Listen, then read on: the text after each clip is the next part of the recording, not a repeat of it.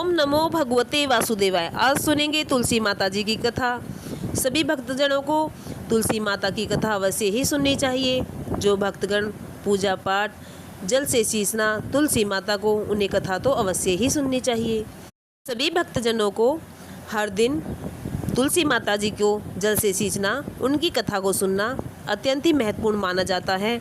मान्यता है जो भक्तगण तुलसी माता जी की पूजा अर्चना करते हैं, दीपक जलाते हैं, जल से सींचते हैं, सुख समृद्धि वेभद अखंड सौभाग्यवती का वरदान प्राप्त होता है।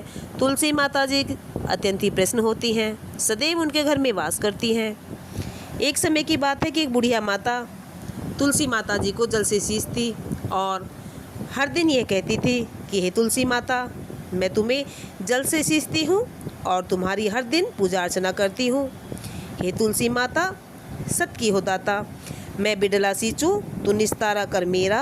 हे तुलसी माता, गुड़वा दे, लड़वा दे, पीताम्बर की धोती दे, मीठा मीठा घास दे, बैकुंठ का वास दे, चटके की चाल दे, पटके की मौत दे, चंदन का काट दे, झालर की झनकार दे, साईं का राज दे, दाल भात का जीवन दे, 11 का दिन दे, कृष्ण जी का कांधा दे। इतनी बात सुनकर तुलसी माता जी तो सूखने लगी। तब एक समय भगवान जी ने पूछा, हे तुलसी, तुम क्यों सूख रही हो? सब कोई तो तुम्हें जिमाती है और तुम्हें जल से सींचती हैं, परंतु तुम रोजाना क्यों सूखती जा रही हो? तब तुलसी माता कहती, हे प्रभु, एक बुढ़िया माई आती है और रोजाना मुझसे आकर सारे वरदान मांगती है। हे प्रभु, मैं उसे सब कुछ दे दूंगी, परंतु मैं उसे कृष्ण जी का कांधा कहाँ से दूंगी? तब थोड़े दिन बाद वे बुढ़िया माई मर जाती है और सब कोई उसको उठाने के लिए तैयार हो जाते हैं, लेकिन वह बुढ़िया माता भारी हो जाती है और किसी के कंधे से उठती नहीं है। सब कोई कहने लगे कि देखो तो, ये बुढ़िया माई पाप की माला फेरती थी, जिसके कारण ये इतनी भारी हो गई है। अभी वहाँ पर भगवान कृष्ण जी ब्राह्मण का रूप धर के वहाँ पर आए और सबसे पूछने लगे, अरे भाई, इतनी भीड़ क्यों हो रही है? तब सभी बोले कि एक बुढ़िया माई मर गई है, पाप मोचनी थी, इसलिए किसी से उठ नहीं रही है, भारी हो गई है। तब भगवान बोले कि भाई, मुझे इस बुढ़िया माता के कान में कुछ कहना है और माता मेरे कहते ही उठ जाएगी।